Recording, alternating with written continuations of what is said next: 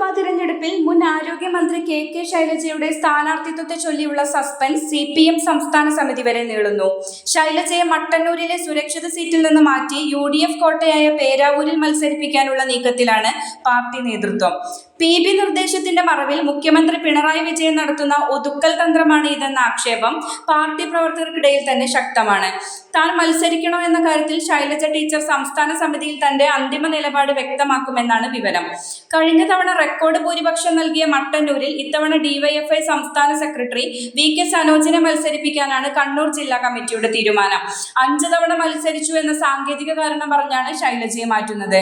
എന്നാൽ പിണറായി വിജയൻ ഉൾപ്പെടെയുള്ള പ്രമുഖർ സീറ്റിംഗ് തുടരുമ്പോൾ ശൈലജയ്ക്ക് മാത്രം മാനദണ്ഡം ബാധകമാക്കുന്നതിനെ ടീച്ചർ അനുകൂലിക്കുന്നില്ല.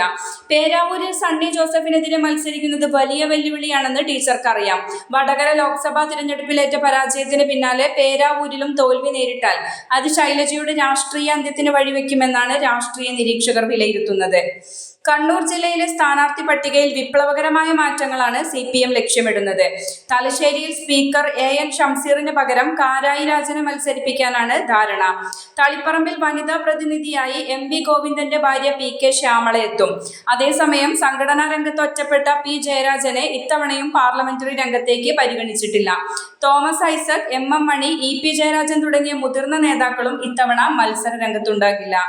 ജനപ്രീതിയിൽ മുന്നിൽ നിൽക്കുന്ന ശൈലജയെ വിജയസാധ്യത കുറഞ്ഞ മണ്ഡലത്തിൽ തളച്ചിടുന്നത് പിണറായി വിജയന്റെ കൃത്യമായ പ്ലാനിങ്ങിന്റെ ഭാഗമാണെന്ന് കരുതപ്പെടുന്നു. ശൈലജയെ പൂർണ്ണമായും ഒഴിവാക്കിയാൽ അത് സംസ്ഥാന തലത്തിൽ തിരിച്ചടിയാകുമെന്ന് കണ്ട് അവസരം നൽകിയെന്ന് വരുത്തി തീർക്കാനാണ് പേരാവൂർ സീറ്റ് നൽകുന്നത്.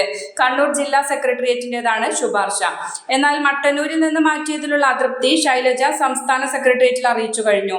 സംസ്ഥാന സമിതി യോഗത്തിൽ ടീച്ചർ സ്വീകരിക്കുന്ന നിലപാടായിരിക്കും 2026 തിരഞ്ഞെടുപ്പിൽ CPMന്റെ ഗതി നിർണ്ണയിക്കുക.